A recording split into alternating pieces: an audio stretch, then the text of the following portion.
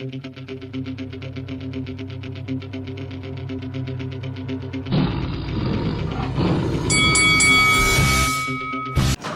this is Eddie Hearn and you're watching Lights Out.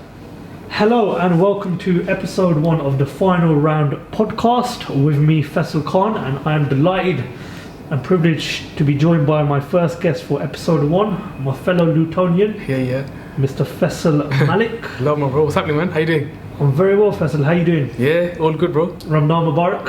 Mubarak, man. How's it been going the first few days? It's alright. It's okay. Not too bad. It's not as hard as I thought it'd be. But the hard ones we've done, like in the summertime, do you remember? So these ones are not. Do you know what? I always say the first 5 ones are the easiest ones, true. No matter when it is. Yeah, it's true. Then your reserves are finished.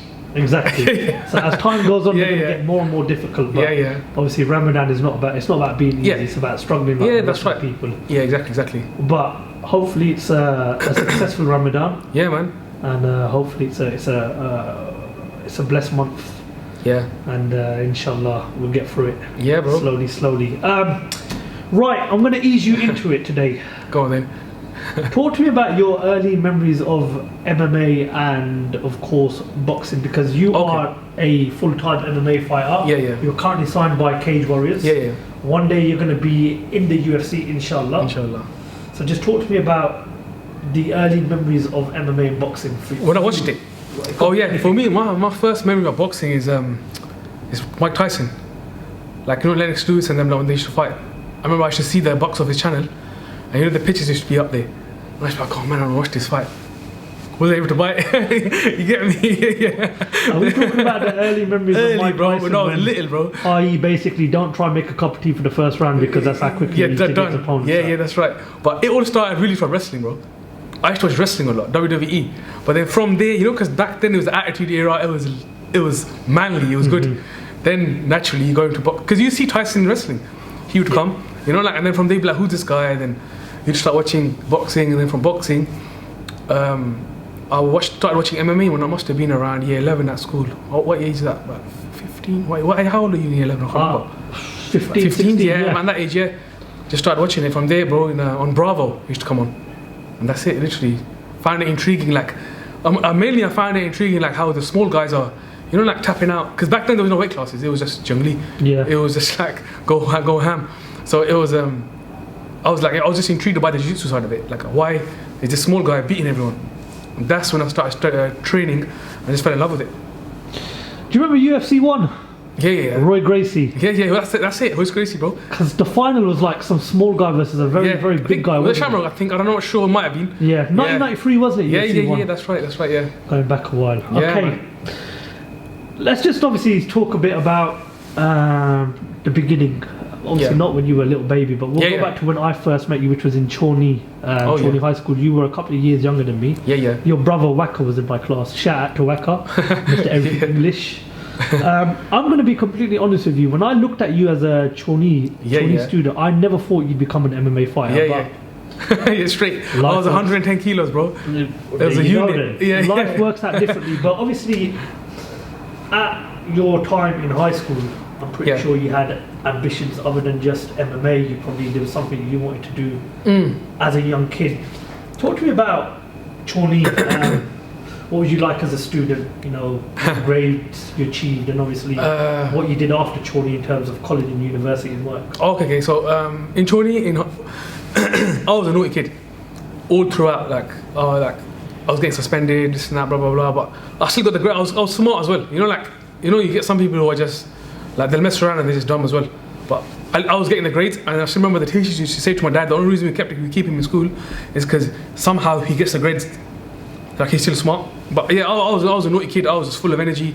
I used to always be like messing around with people and just like having a laugh basically. And then what was the question? What did you say? My grades. Yeah, my grades. I got like 11 GCSEs. It was alright. Yeah, went to college. After that, got my A-levels, and that's it. Stopped, and then I went straight into full-time MMA.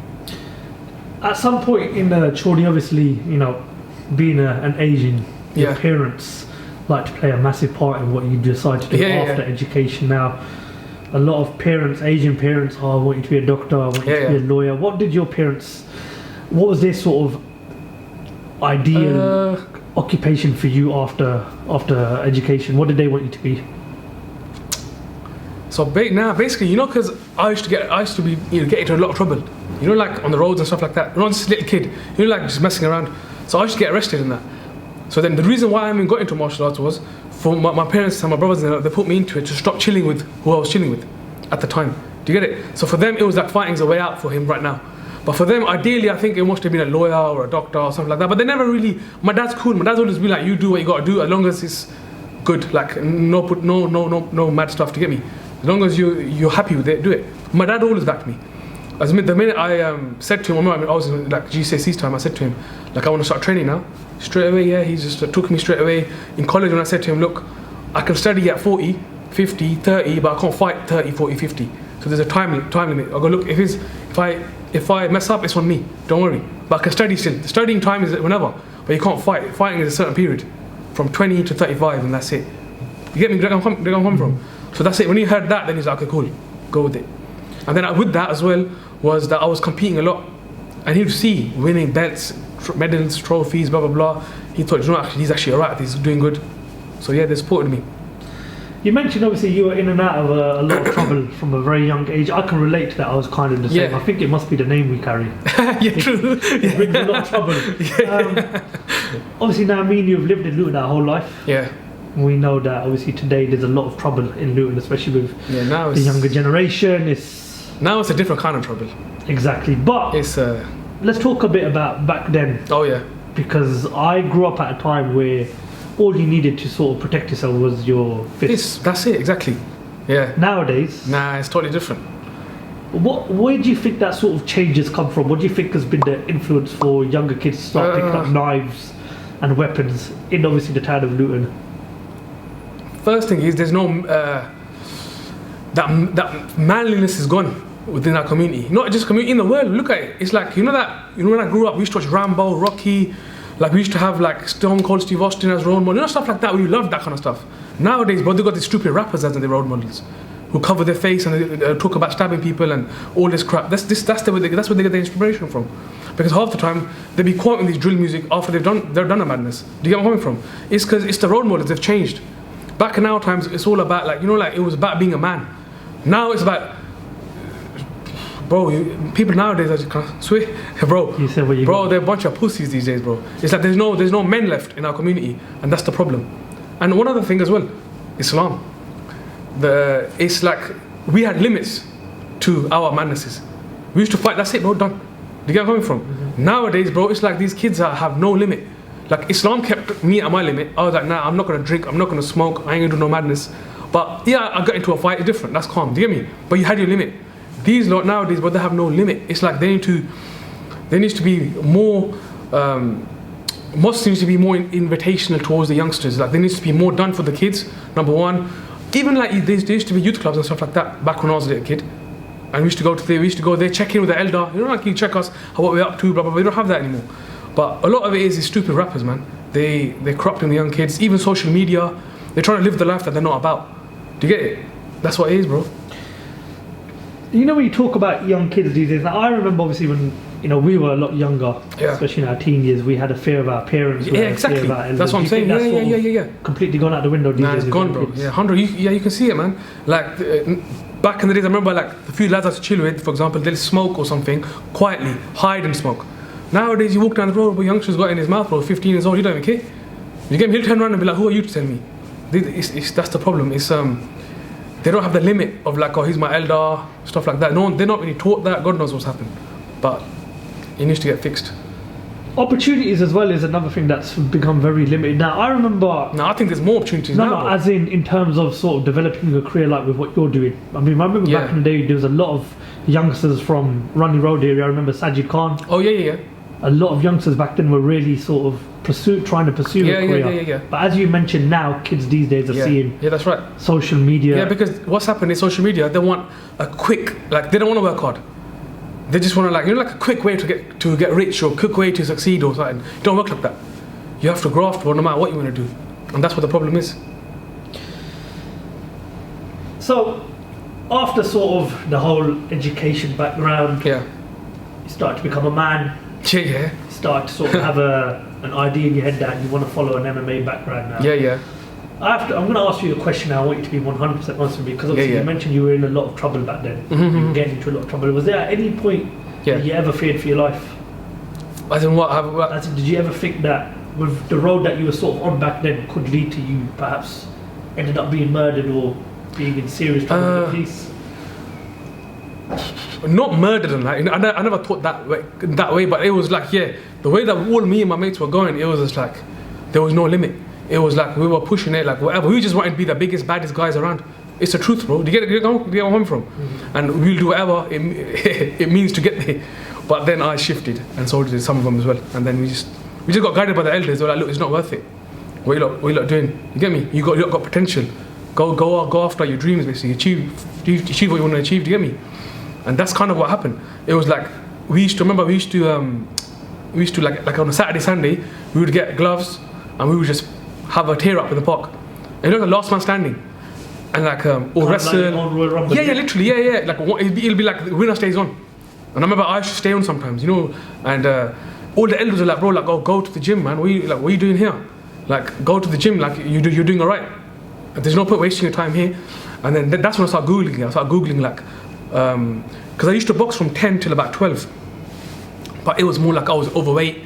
I would just be in the corner hitting a bag. No one really gave a shit about me. Do you get where I'm coming from? But then when I was like 15, 16, 17, then I took it serious. Then I was like, do not come. I'm going to try giving this a crack. And that's literally what happened. One of the elders was like, look, bro, go to this gym, get started. And that's what I did. I went to Storm Gym, started off at Storm Gym. I even trained with Tate, bro, for years, months. Yeah, I still remember. And I lost a lot of weight and stuff. And then that's it, I just tried competing. It was like a natural process. Do you get where I'm coming from? It wasn't like, plan. It was just like, go with the flow, see what happens. Just work hard. Talk to me about the experience of training with Andrew Tate at a young age. What did you learn from that? Yeah, Tate, he was good, bro. He showed me the left kick, I remember, he used to flick it out. And I used to ask him, how does he do that? And the left hook. Because I remember I used to turn up early, because my dad used to go work and stuff, so he used to drop me off early, and I used to go in, and Tate used to be hitting the bag. So it used to just be me and him, hitting the bag and stuff. And because I was a complete beginner. Do you get where I'm coming from? He used to always like tell me, yeah, do this, do that. He was good, man. He's not what people think he is.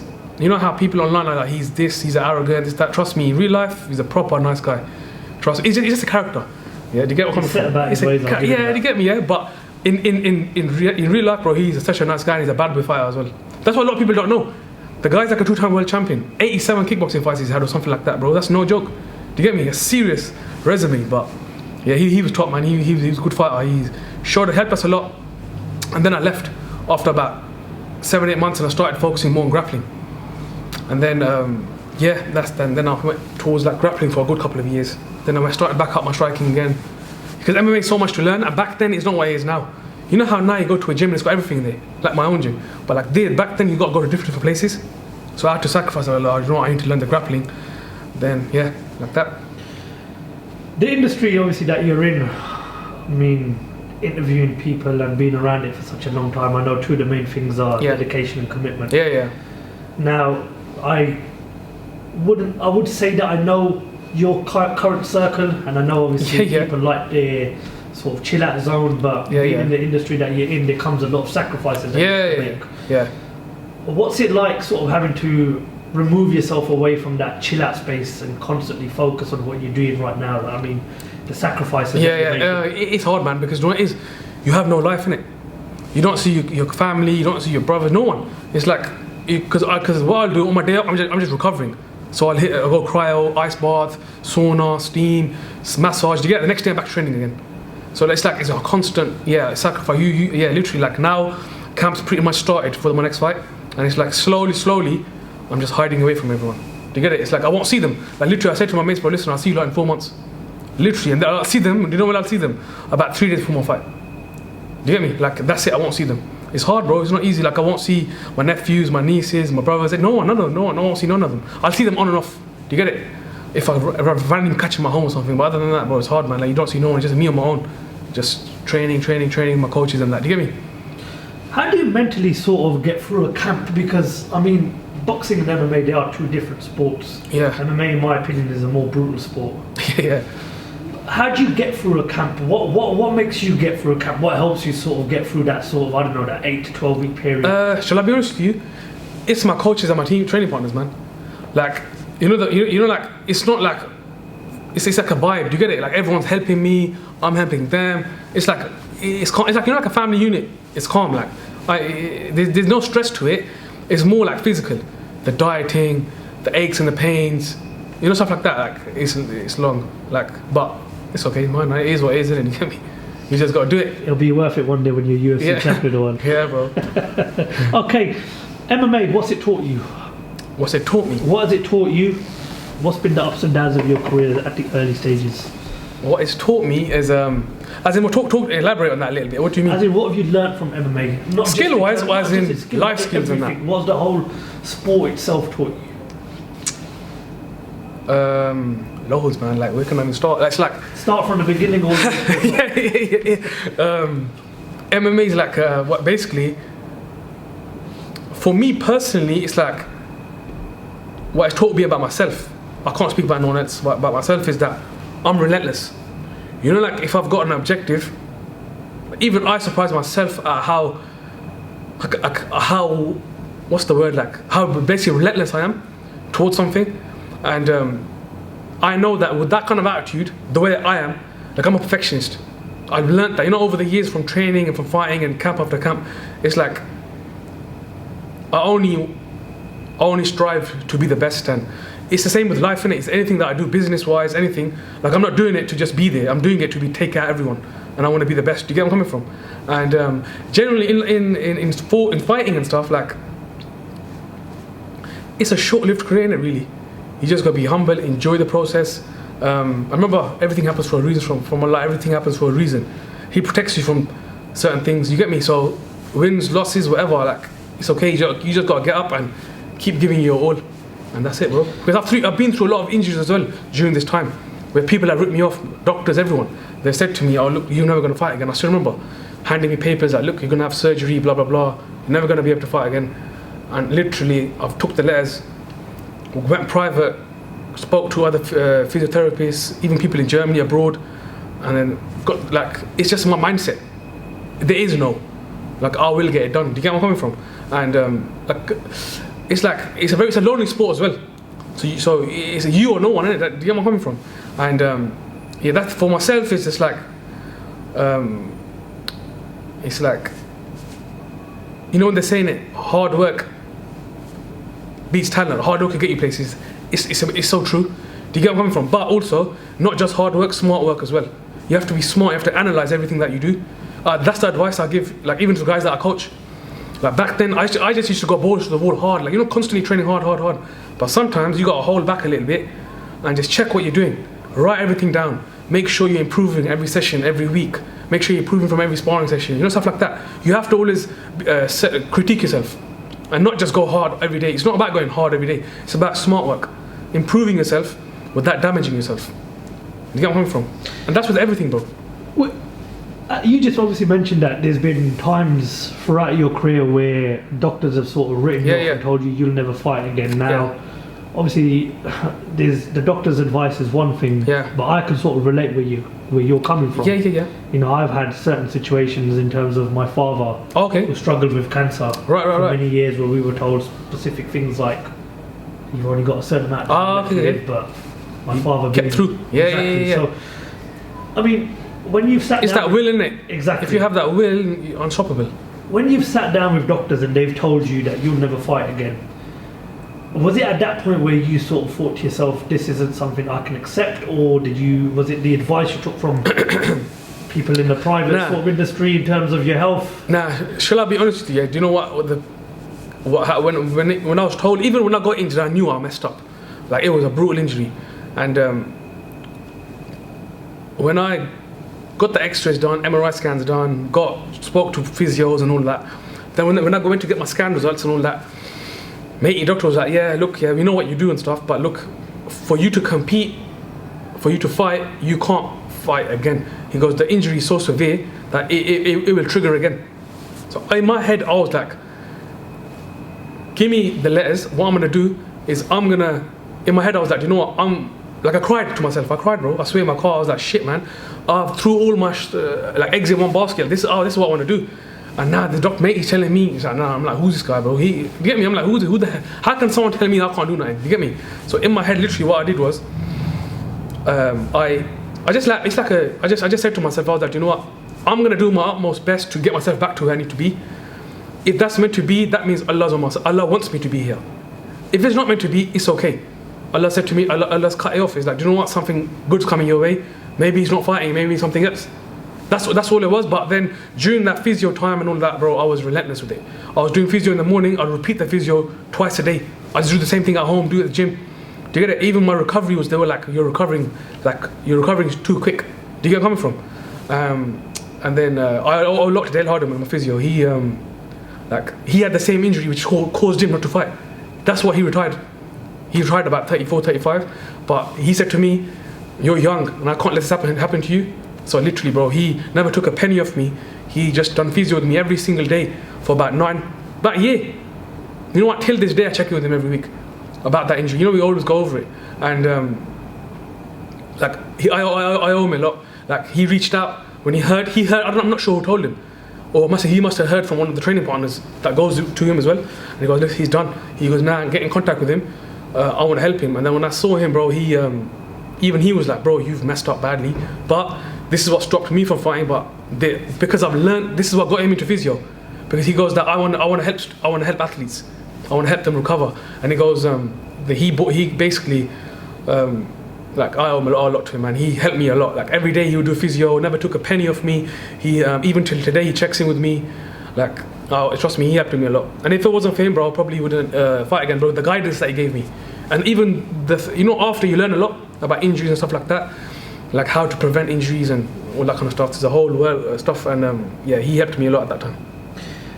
Is this sort of like a backup plan, because it's a brutal sport, and we all know what one injury can do. It can completely finish you and your career. But have you sort of like got a backup plan? Now I'm calm. An injury at that time when I was like 19, 20, 21, like, nah, it was all in. I was younger, to get me. I was broke, I ain't got no money.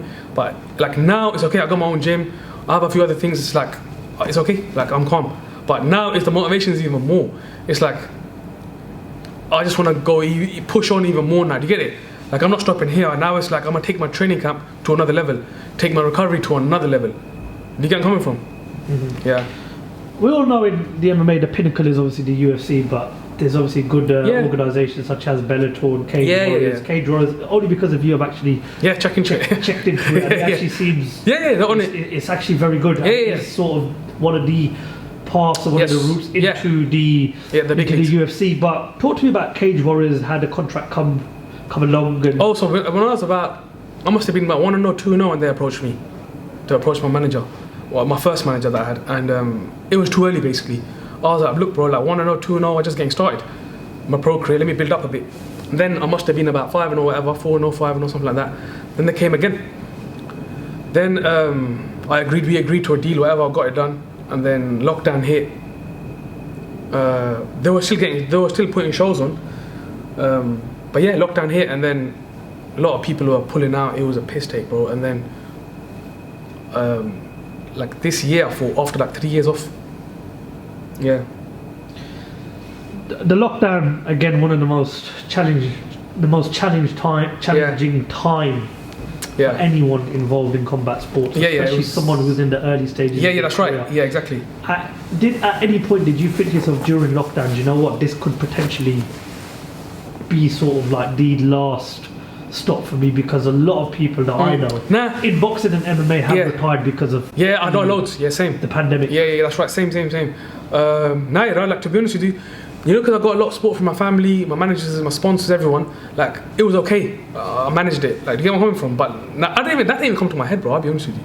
I was like, we'll get through it and boom, I'll just fight. But like, looking back at it, it was just like, it was a piss take though. Like, like how the show's like, what a load of bollocks, bro. Forget it, bro. It's just a load of bollocks, bro. You get me? Cause me, I sit down, bro. Do you care to elaborate on the bollocks that you went through during the pandemic? Nah, just the COVID in general, bro. It's a load of bollocks. How they stopped everything. Like, it's so rubbish, bro. I agree with you. Yeah, But so pathetic, bro. But yeah, that stopped a lot of things. Even with me, it's like fighting, you're not fighting. Shows cancelled, shows moving here, cancelled. It's like, bro, man's doing training camp after training camp after training camp. It's not easy to get home from. And then, yeah, bro, and then even this last year, bro, same shit happened. It's like, not because of COVID, it was just like, you get an opponent 3 days before he's pulled out. You get an opponent a week before he's pulled out. You get an opponent, he's pulled out. Bro, I went through like 5 different opponents and they're all pulling out like the last minute.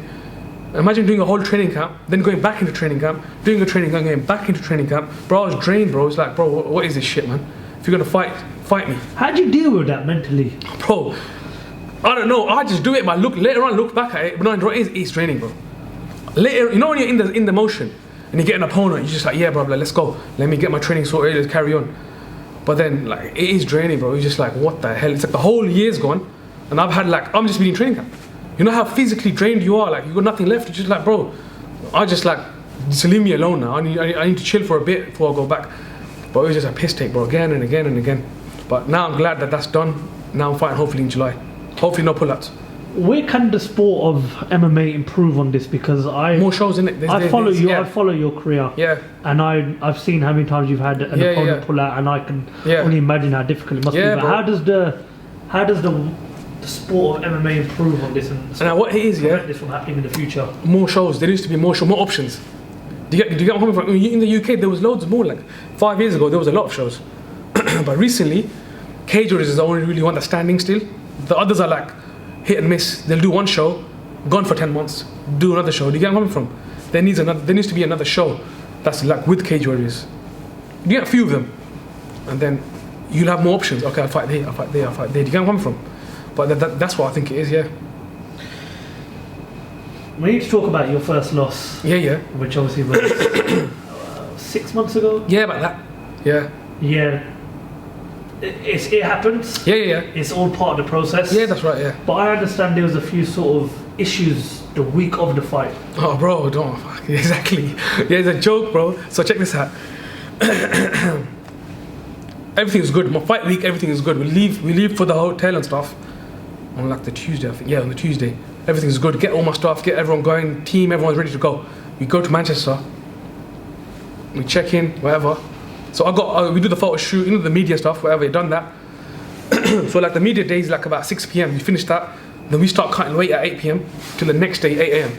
So I had to lose about 13 pounds out of about 13 pounds left, which is calm, it's easy. Not easy, but like we're used to it. We're cutting weight. Midnight we get a call about 12:30 at night from a manager in America. He rings me. He's like, I got bad news. I'm like, not here, bro. We're basically 1 day away from the fight. I've cut weight. I'm on weight now. He's like, yeah, mate, he's pulled up. I was like, you're taking the piss. Do you get it? I was like, how can this happen? Like 6 hours before the weigh-in. The day of the fight. Yeah, how are you gonna pull out like that? So I'm switching. Everyone just go like, bro, what's going on? I said to him, he goes to me, look, calm down. I'm gonna ring you in a couple of hours. Stop the weight cut. I was like, I'm not stopping the weight cut. I'm gonna make weight in case I do get a fight on the short notice or somebody pulls out on the show. Somebody else gets, somebody doesn't make weight, so I'll stay on weight. You get where I'm coming from? So I carried on cutting weight, made weight. But as we were cutting weight, I had to do, at midnight, every fighter has to go and go to the scales and check the weight in front of the officials. So we did the weighing scale. I was about £3 off. Basically, if I sleep, it'll come off, you get it? Or if not, I just need to do a piss or something and it'll come off, it's easy. I straight hand, yeah? And then, so basically, I spoke to Ian Dean and Graham Bowling. He was there with that's the owners of Cage Warriors and the matchmaker. He's like to me, look, we're not going to be able to get you a match because it's too short notice. I was like, you lot have done this to me, like, not you lot, but I'm just saying, Cage Warriors, I've fought I've tried to fight in Cage Warriors like 5 times, and this is like the 5th pull out now. But this one's taking the complete piss because it's like 3 hours before the weigh-ins. They were like, look, we can't do nothing about it. We're trying to get someone, but the thing is, right, when we fight for Cage Warriors, we get signed off by a governing body, Safe MMA. So they do your brain scan, MRI scan. They're like, look, we can't get a fighter to get an MRI scan, a brain scan, eye scan within really 6-7 hours, so it's not gonna happen. I was like, it is what it is, innit? So I turned up at the weigh-in, done my pictures or whatever, and then they go to me. That was in like September, I think, or something, November. November or September, something like that, in October. And then they're like to me, look here, what we'll do is we'll cancel this fight completely. Like, you've made weight, you've done it, you get paid, whatever, but you'll fight again at the end of the year, December 31st card. We'll put you on the New Year's Eve card. I go, cool, that's fine. So you got to rehydrate back up. So I rehydrate myself back up. I get a message about, so that's like on a Saturday now. So I'm normal, I'm chilling, like recovering. Because I've done a training camp, I've cut weight, you're drained, bro, it's hard. So like, I'm still training though. I'm light, like a Monday, Tuesday. Wednesday we get a message, they're like to me, oh, on a Wednesday, do you wanna go up a weight class, fight at 145 pounds, versus Liam Keating, who's like number 1 in the UK, number 2 in the UK. I was like, but I'm not on weight though. Like, as in, you told me to chill, now I have to go, I still got to cut weight, even to make 145 I've got to cut weight. Like, I walk around quite naturally, just the way I am. I was like, look, I've got like 2 days, bro, like, you know what to do all this. Bang again, cut weight, straight away. Start cutting the weight. Didn't even train like that. Don't even know what the geezer is. Do you get where I'm coming from? But number 1 in the UK. Yeah. So we went straight in. I was like, yeah, come. Did it, whatever. But looking back at it, it's okay. I like, for me, it's calm, like minor. But all it was is that, because I was in training camp after training camp, customer, I was on and off constantly in training camps. It was just like, I just fight for the sake. I'll fight anyone, but heavyweight. Customer was that level. I was like, you know what? Okay, cool. I just need to get a fight done. Them ones. I just need to fight. I just need to get in there again. It's been 2-3 years. You guys are just longing me out. You get me? So that's why. But now it's calm. It's done. Whatever happened. But it's like you learn. You learn that. You know what? Hold on a minute. Don't even these opportunities come. Always be the final guy to make the decision. Like, there were other people making decisions, they were mad about the weight and this and that. And I was just saying yes to it because constantly I was getting pulled out. Do you get where I'm coming from? It was just like, please, bro, let me just fight. I don't care, let me just fight. But now it's like certain people have been removed. I'm just gonna do my own thing. And but I can't wait to fight.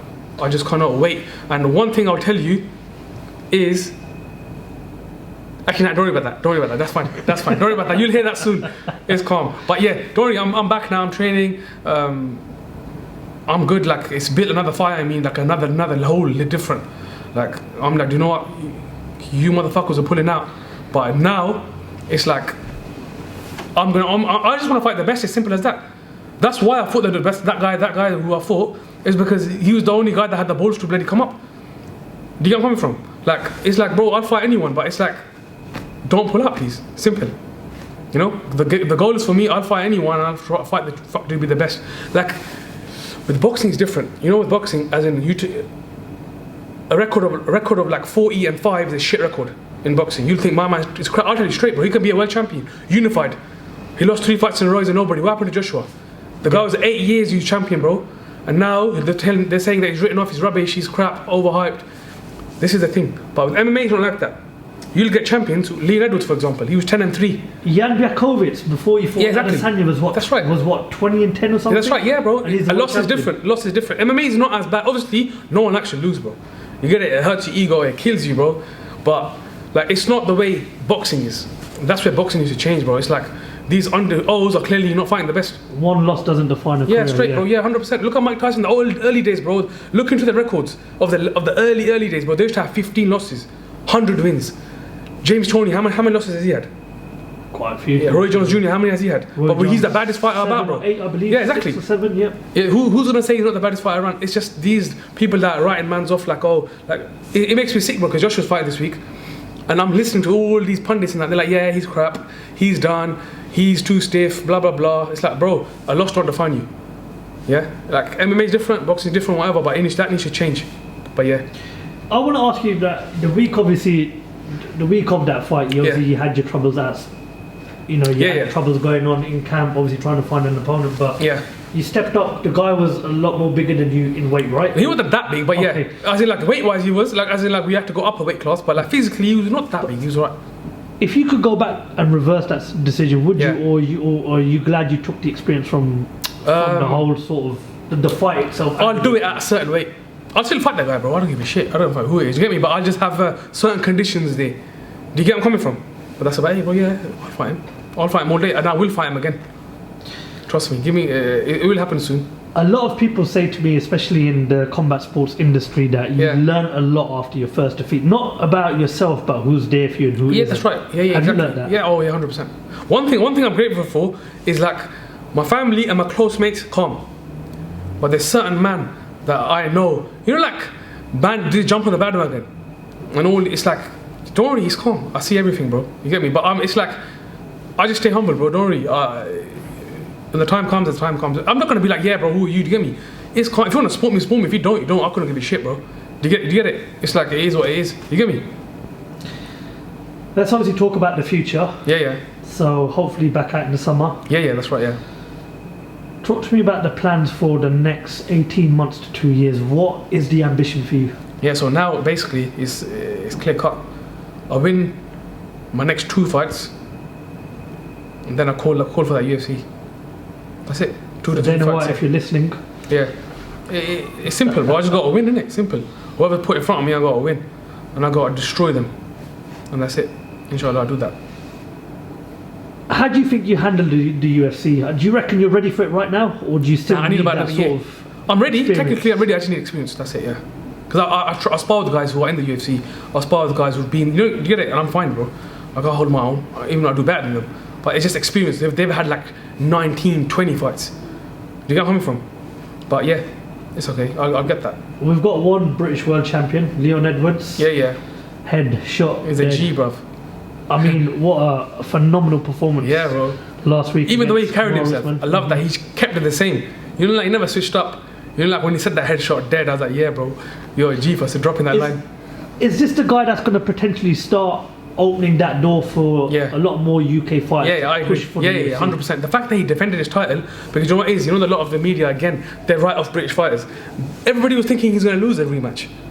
Like, real talk. Everybody's like, yeah, bro, Kamar's going to come in, take him down and that. And I was saying, nah, bro. What's the first fight? He was struggling to take. Well, he was taking him down, but he kept popping back up. He'll just make a few adjustments, and bro, he'll deal with him this fight. Plus, because he knocked him out clean, that doubt's there. But now, because he defended the belt, no one really done that. Because Kamaru Usman at that point was pound for pound number 1. Do you get it? He beat the who's who, and like to beat him quite easily as well. Now, bro, that's gonna open massive doors for the shows in the UK. Because every time the UFC does a show here, they sign about 10 UFC guys from the UK. You get it? So it's opened huge doors. There's a lot of social media influencers these days that are getting involved in boxing, MMA. Now MMA, they don't really get involved. But boxing, they're getting one involved, head kick is finished, bro. I'm joking. In boxing, they're getting involved. Yeah, boxing, now, they're killing it. We just had the whole Jake Paul, Tommy Fury event, which was big if you followed it. Which I watched that as well. Yeah, that was good. But we're obviously getting a lot of MMA fighters crossing over to boxing. A couple of Jake Paul's victories are it's the money, bro. against Tyron Woodley. You know, what's the Ben Askren? Yeah, that's right. Yeah. Is this something that you might potentially look to do one day? Maybe cross over to the boxing world, just in case an opportunity arises or a big payday? I don't mind. Yeah, of course. But so a lot of people I talk to about this, they say that technically UFC fighters their boxing skills aren't as good. Would you agree with that? Yeah, if you compare it to world champion and that, like. But the average boxers you get, bro, why not? I'll deal with them, bro. Come on. Is this where the size of the gloves play a massive difference, or is it because how much boxing do you actually work on in your camp? Like, completely I have a box coach. I train with them at least twice a week, 2 times a week. Yeah. So you've got a lot of fighters crossing over to boxing from the MMA world. Yeah. Some people say it's because of the money. Yeah. Some people say because the opportunity is better. Most of them do it at the end of their career. It's like, you know, when football go to America and they cash in. Or they go, look, Ronaldo's going to Dubai now, Saudi now. It's the same sort of move. They go to boxing and they just want to make an extra bit of pee. And that's it, bro. Easy work. Would you say that? Because they've got nothing to lose in it. It's not their sport. So they just walk straight in. When you look back at sort of Tyron Woodley's 2 fights with Jake Paul. Oh, yeah. Would you say that potentially maybe one of those fights was rigged? Be completely honest with me. The first one, I don't remember exactly, but the second one, it's like he just stood there. And the shot just came and he just got flattened. Like, I don't know, it was just a bit like, that ain't the Tyron Woodley that used to be in the UFC. In the UFC, the guy was like a flipping animal, bro. But age plays a factor, weight plays a factor. But yeah, bro, it's money, innit? Yeah, 100%, bro. He must probably offered him, listen, we'll give you a Rolex. and thinking, yeah, bro, trust me. It's funny what a Rolex could do to people, right? Yeah, bro. Okay. The message to the rest of the town and to the younger generation that are thinking of getting involved in MMA, what would your message be to them? The message to the youngsters is, look, I opened a gym, Legends MMA. I'm there. I've got about 6-7 coaches that are with me. Calm down, learn a skill, and change your life. That's it. So I would love to come to one of your sessions, but I've had a few friends that have been and they don't walk right a few days after, and I don't think my body can take that right now. Don't worry, bro. We cater it towards a person. Don't worry, it's calm. Fair enough. I might take you. Yeah, don't worry, man. Faisal, where can the viewers find you on social media? So yeah, my one is just simple. F Malik 145. Nice and easy on all social media platforms. Right, Faisal, really appreciate you coming down and joining us for the first episode of the thank you, bro. It's a privilege, Final man. Round podcast, which will be available to everybody on all audio platforms as well as YouTube. Make sure you give Faisal Malik a follow on social media. Make sure you hit that like and subscribe button, and thank you very much Bro. for listening to episode 1 of the Final Round podcast. Nice one, guys. Nice one.